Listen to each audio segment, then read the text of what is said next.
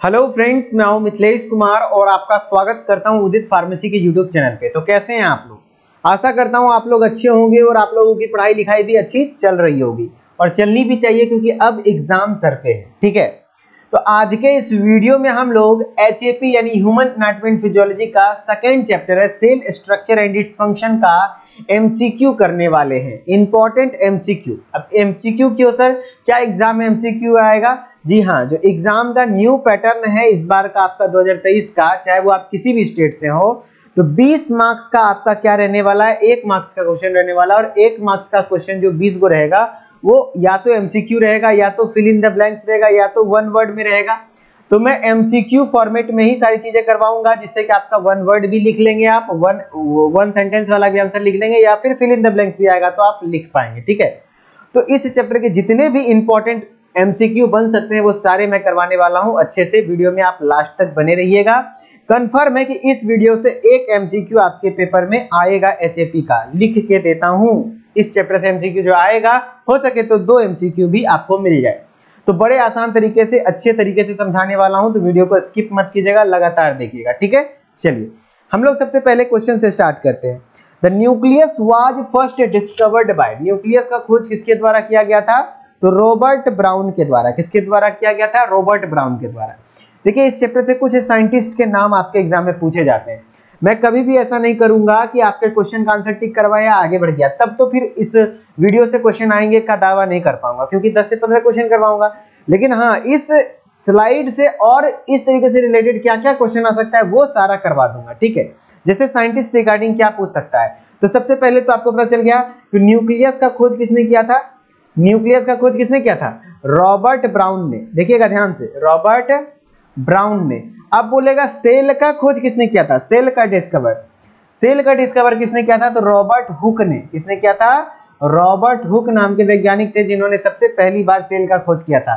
तो सेल का डिस्कवरी किसने किया था? तो रॉबर्ट हुक ने। लेकिन कैसे सेल का? तो डेड सेल का खोज किया था। ठीक है, तो जब से पहली बार जो सेल खोजा गया वो डेड सेल खोजा गया था। तो अगर पूछ दे हु डिस्कवर्ड सेल, सेल किसने डिस्कवर किया? तो रॉबर्ट हुक ने। ठीक है, अगर ये बोल दे कि डेड सेल का खोज किसने किया तो भी आपका रॉबर्ट हुक होगा। लेकिन अगर बोल दे लिविंग सेल का सबसे पहले खोज किसने किया, लिविंग सेल यानी जीवित कोशिका था, वो कौन थे? एवी ल्यूवेनहुक, एंटोन वॉन। देखिए, इसका फुल फॉर्म होता है एंटोन वॉन ल्यूवेनहुक। ठीक है, एंटोन वॉन ल्यूवेनहुक। ओके, तो एवी ल्यूवेनहुक।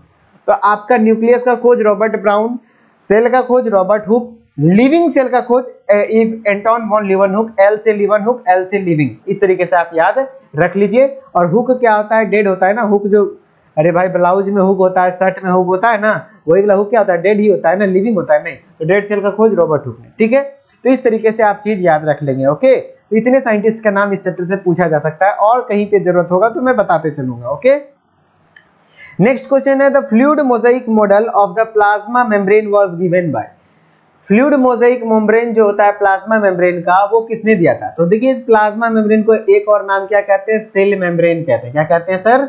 सेल मेम्ब्रेन कहते हैं। और सेल मेम्ब्रेन का अलग अलग डिफरेंट मॉडल बताया गया अलग अलग वैज्ञानिकों के द्वारा कि सेल मेम्ब्रेन ऐसा होता है तो सेल मेम्ब्रेन वैसा होता है। तो सबसे सटीक जो माना गया वो फ्लूइड मोजाइक मॉडल को माना गया। ठीक है, और ये किसके द्वारा दिया गया था? तो सिंगर एंड निकोलसन के द्वारा। किससे द्वारा दिया गया था? सिंगर एंड निकोलसन के द्वारा। ठीक है, तो सिंगर एंड निकोलसन ने क्या दिया था? फ्लूइड मोजाइक मॉडल दिया था प्लाज्मा मेम्ब्रेन का। याद कैसे रहेगा? तो प्लाज्मा मेम्ब्रेन फ्लूइड मोजाइक की तरह होता है, गाना गाते हुए दिया था, गाते नाचते हुए। देखिए, गाते हुए यानी सिंगर, नाचते हुए यानी निकोलसन, है ना, NICH यानी नाचते हुए। तो गाते नाचते फ्लूइड मोजाइक मॉडल दे दिया प्लाज्मा मेम्ब्रेन का। इस तरीके से आप याद रख सकते हैं। प्लाज्मा मेम्ब्रेन का फ्लूइड मोजाइक मॉडल किसने दिया था? सिंगर एंड निकोलसन ने। अब क्या क्वेश्चन और बन सकता है? जो फ्लूइड प्लाज्मा मेम्ब्रेन है वो बना हुआ किसका होता है? तो फॉस्फोलिपिड का। किसका? फॉस्फोलिपिड का। और फॉस्फोलिपिड किस तरीके से अरेंज होता है? बाय लेयर अरेंज होता है। बाय लेयर मतलब डबल लेयर में। जैसे दिख रहा होगा आपको गोल गोल गोल गोल बहुत सारा, तो एक लेयर ऊपर की ओर, एक लेयर नीचे की ओर, तो 2 लेयर हो गया ना, तो वही बोल रहा है बाय लेयर। अब अगर एक फॉस्फोलिपिड को जूम करके मैं दिखाऊं कोई एक फॉस्फोलिपिड को, तो ये फॉस्फोलिपिड का स्ट्रक्चर कुछ इस प्रकार से होता है। ऊपर वाले को हेड कहते हैं और नीचे वाले को टेल कहते हैं। और हेड क्या होता है ये भी पूछा जाता है कि जो फॉस्फोलिपिड का हेड होता है वो पोलर होता है या नॉन पोलर होता है। तो हेड जो होता है वो पोलर होता है। क्या होता है? पोलर होता है, टेल क्या होता है, नॉन पोलर होता है। और नॉन पोलर यानी वाटर सोल्यूबल नहीं है, यानी क्या होगा उसके लिए एक और टर्म क्या दिया जाता है, हाइड्रोफोबिक। क्या कहा जाता है, हाइड्रोफोबिक। और यदि पोलर है यानी वाटर सोल्यूबल है तो हाइड्रोफिलिक। क्या हो जाएगा, हाइड्रोफिलिक। तो प्लाज्मा मेम्ब्रेन में जो फॉस्फोलिपिड होता है उसका हेड पोलर होता है यानी हाइड्रोफिलिक होता है, टेल नॉन पोलर होता है यानी हाइड्रोफोबिक होता है। ठीक, याद रखिएगा, इस तरीके से एक्सप्लेन कर रहा हूं, इसीलिए कहता हूं कि कंफर्म इसी से क्वेश्चन आएगा। ठीक है, तो छोड़िएगा नहीं वीडियो को। Plasma membrane is mainly composed of, अभी हमने बताया मेनली जो बना होता है, प्रोटीन भी पाया जाता है प्लाज्मा मेम्ब्रेन में, लेकिन मेनली किससे बना होता है, लिपिड से नहीं, फॉस्फोलिपिड से मेनली जो है हमारा क्या होता है, प्लाज्मा मेम्ब्रेन बना होता है। अब अगर जो पूछ देगा प्लांट सेल का सेल वॉल किससे बना होता है, प्लांट सेल का सेल वॉल किससे बना होता है, प्लांट सेल में कोशिका भित्ति पाया जाता है अलग से, तो वो बना होता है सेल्यूलोज से। किससे, सेल्यूलोज से। तो आपका जो सेल्यूलोज हो जाएगा वो क्या हो जाएगा, सेल वॉल। सेल वॉल जो बना होता है किससे बना होता है, सेल्यूलोज से, लेकिन सेल मेम्ब्रेन फॉस्फोलिपिड से। ठीक है, चलिए अब smooth surface endoplasmic reticulum is associated with, देखिए रफ इंडोप्लाज्मिक रेटिकुलम जो है ना, ये इंडोप्लाज्मिक रेटिकुलम जनरली दो टाइप का होता है, एक होता है रफ इंडोप्लाज्मिक रेटिकुलम, एक होता है SER यानी स्मूथ इंडोप्लाज्मिक रेटिकुलम। रफ किसको कहते हैं, जिसके सरफेस पर आपको दिख रहा होगा दाना दाना लाल लाल है, वो क्या है, राइबोसोम है। तो जिसके सरफेस पर राइबोसोम पाया जाता है, जिसके सरफेस पर राइबोसोम पाया जाता है उसको रफ इंडोप्लाज्मिक रेटिकुलम कहते हैं, लेकिन जिसके सरफेस पर राइबोसोम नहीं पाया जाता है उसको हम लोग क्या कहते हैं, स्मूथ इंडोप्लाज्मिक रेटिकुलम कहते हैं। तो जो राइबोसोम है वो प्रोटीन फैक्ट्री है, प्रोटीन सिंथेसिस के लिए काम करता है। तो अगर पूछ देगा प्रोटीन फैक्ट्री कौन है, तो राइबोसोम है। ओके, तो रफ इंडोप्लाज्मिक रेटिकुलम में यदि राइबोसोम है तो जो RER है रिस्पॉन्सिबल होगा किसके सिंथेसिस के लिए, तो प्रोटीन सिंथेसिस के लिए। किसके लिए, प्रोटीन संश्लेषण के लिए। जबकि SER में तो राइबोसोम है नहीं, तो इसलिए ये चिकना चीज बनाएगा, चिकना है ना, चिकना स्मूथ में चिकना, तो ये चिकना चीज बनाएगा। चिकना क्या होता है, लिपिड। लिपिड यानी क्या, फैट, वसा। वसा मतलब क्या हुआ, तेल घी मक्खन, क्या होता है, चिकना होता है ना। इस तरीके से याद रख लीजिएगा, लिपिड या फिर स्टेरॉयडल हार्मोन्स। क्या, स्टेरॉयडल हार्मोन्स, वो कौन बनाएगा, स्मूथ इंडोप्लाज्मिक रेटिकुलम। ओके, यही है। तो वही क्वेश्चन पूछ रहा है स्मूथ इंडोप्लाज्मिक रेटिकुलम किससे एसोसिएटेड है, तो प्रोटीन सिंथेसिस से नहीं। प्रोटीन सिंथेसिस से कौन है, रफ इंडोप्लाज्मिक रेटिकुलम है। तो ये तो होगा नहीं आंसर, एमिनो एसिड से नहीं, तो आपका आंसर हो जाएगा स्टेरॉयडल हार्मोन से। यस, स्टेरॉयडल हार्मोन से रिलेटेड है कौन, स्मूथ सरफेस एंडोप्लाज्मिक रेटिकुलम। ठीक है, नेक्स्ट क्वेश्चन है which of the following is known as the control centre of the cell, cell को पूरा कंट्रोल कौन करता है। जैसे देखिए ये बहुत बड़ा सा सेल है जिसका कि बाहरी कवर क्या है, सेल मेम्ब्रेन है, उसके अंदर बीच में क्या पाया जाता है, बड़ा सा न्यूक्लियस पाया जाता है। तो जो न्यूक्लियस है वो क्या है, control centre of the cell है।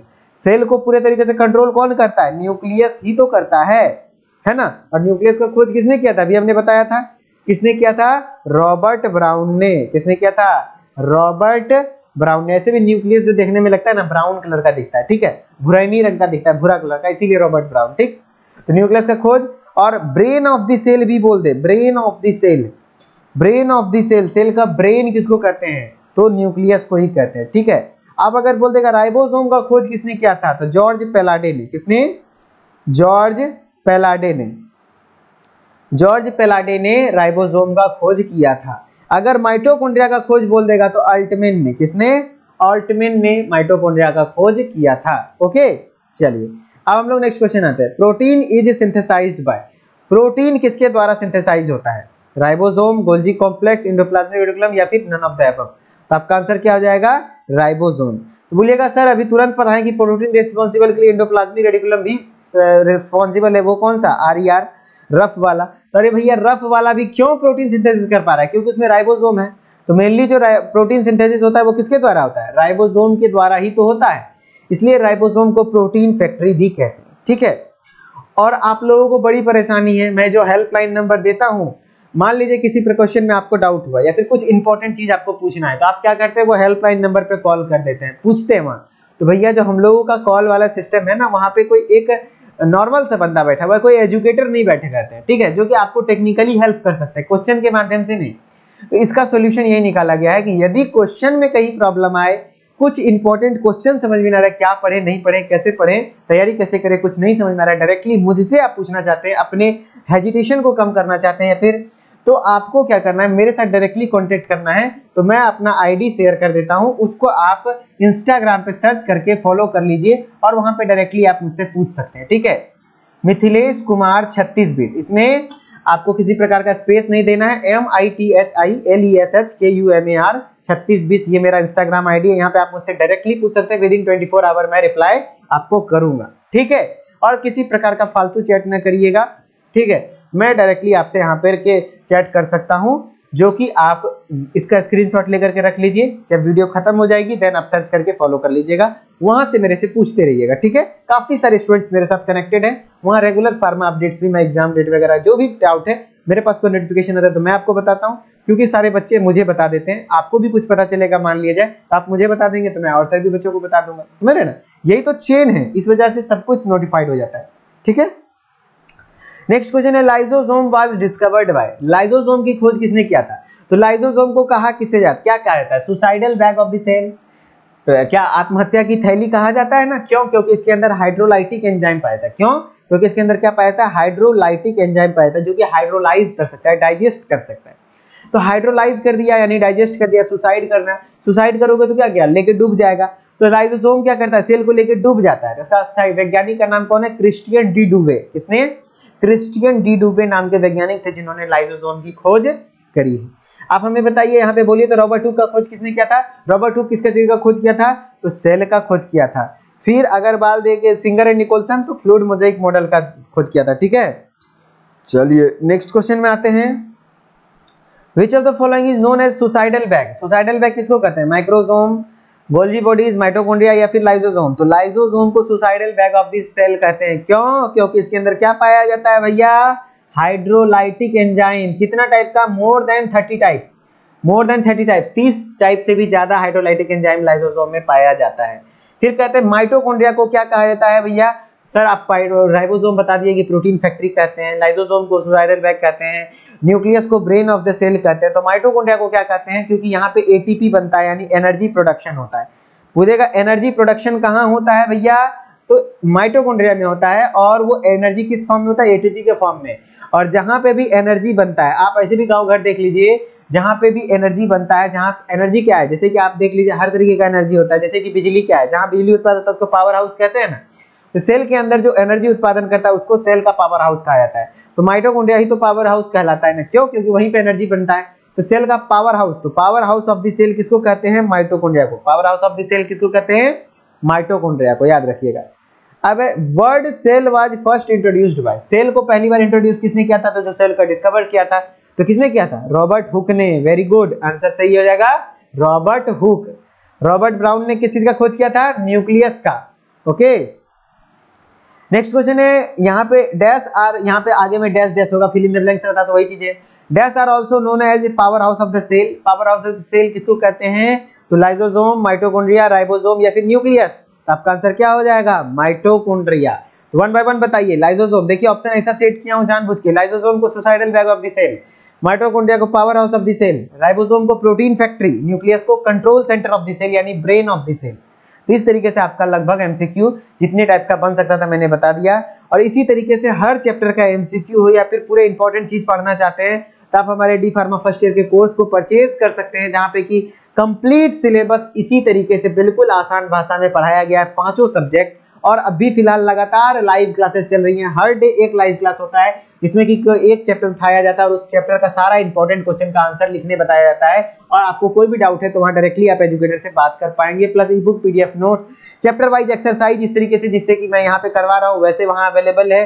चैप्टर वाइज टेस्ट भी लेता हूँ जहाँ की आप क्वेश्चन लिख करके आंसर भेजते हैं, मेरे को चेक करता हूँ मैं मेरे आईडी से। और प्लस बाइलिंगुअली, जैसे यहाँ पे हिंदी इंग्लिश करके समझा रहा हूँ वैसे वहाँ पे बहुत अच्छे से समझाता हूँ। प्लस आप यदि इंपॉर्टेंट चीजें पढ़ना चाहते हैं, एग्जाम प्रिपरेशन जो मॉडल पेपर के साथ मंगवाना चाहते हैं, तो आप हमारे द्वारा तैयार किया गया एग्जाम प्रिपरेशन गाइड है पांचों सब्जेक्ट का, जिसमें कि सिर्फ इंपॉर्टेंट चीजें दी हुई हैं। यदि आप अभी तक कुछ नहीं पढ़े हैं तो आपको यही पढ़ना है और कुछ अलग से नोट्स नहीं बनाना है। ये हमारे द्वारा बनाया गया नोट्स है, पतली पतली किताबें। इसको अगर पढ़ना चाहें तो अगले 1 महीने में आप आराम से 2 से 3 बार पढ़ के खत्म कर सकते हैं। ठीक है, चलिए तो इस सारी चीजों को, और इसमें मॉडल पेपर भी अवेलेबल है जिसको कि आप सॉल्व कर लेंगे। और इस एग्जाम प्रिपरेशन गाइड से कंफर्म है कि आपके एग्जाम में कम से कम 50 to 60% क्वेश्चन इसी गाइड से आएगा। ठीक है, 100% इसलिए नहीं बोलूंगा क्योंकि सारी चीजें हमने रखी नहीं है, सिर्फ इंपॉर्टेंट चीजें रखी है, तो इसीलिए बोल रहा हूँ। ठीक है, चलिए अगर इंटरेस्टेड हैं तो आपको क्या करना है, प्ले स्टोर पे जाना है, उदित फार्मेसी सर्च करना है, देन हमारे प्ले स्टोर ऐप का लोगो कुछ इस प्रकार से इसको इंस्टॉल कर लीजिए। इंस्टॉल करने के बाद नाम ईमेल आईडी डाल के लॉगिन कर लीजिए। लॉगिन करने के बाद स्टोर वाले सेक्शन में आएंगे तो आपको हमारा कोर्स दिख जाएगा, उस कोर्स को विजिट करके बाय नाउ कर लीजिए। अदरवाइज किसी प्रकार का कोई समस्या आता है तो इस नंबर पे हमारे साथ कांटेक्ट कर सकते हैं। टेक्निकल प्रॉब्लम है तो इस नंबर पे कांटेक्ट कीजिए सुबह 8 बजे करके शाम के 6 बजे तक। अदरवाइज कोई क्वेश्चन क्वेरी है, मैंने आपको अपना आईडी दे दिया है मिथिलेश कुमार 3620, जिस पे कि आप फॉलो करके मुझसे बातचीत कर सकते हैं, मुझसे जो भी पूछना हो डायरेक्टली पूछ सकते हैं। ओके, चलिए आई होप आपको वीडियो अच्छा लगा हो। क्या आप चाहते हैं कि हर सब्जेक्ट का इस तरीके से आपको एमसीक्यू वगैरह मिलता रहे, तो वीडियो को लाइक कर दीजिए और कमेंट एक प्यारा सा अच्छा सा कमेंट कर दीजिए, कैसा लगा, समझ में आया, अच्छा लगा मेरा पढ़ाने का तरीका, कि डायरेक्टली आंसर टिक करवा दूं आगे बढ़ जाऊं। ठीक है, तो इससे मेरे को लगता है कि क्वेश्चन फिर मैच नहीं करेगा, फिर घाटा है। ठीक है, फिर ये कहना मुश्किल हो जाएगा कि यही पढ़ाया वही आ गया, नहीं, थोड़ा ब्रॉडली जितना क्वेश्चन आ सकता है सारा चीजें मैंने बता दिया आपको इकट्ठा करके। ओके, चलिए मिलते हैं नेक्स्ट वीडियो में, तब तक के लिए धन्यवाद। Okay, bye bye.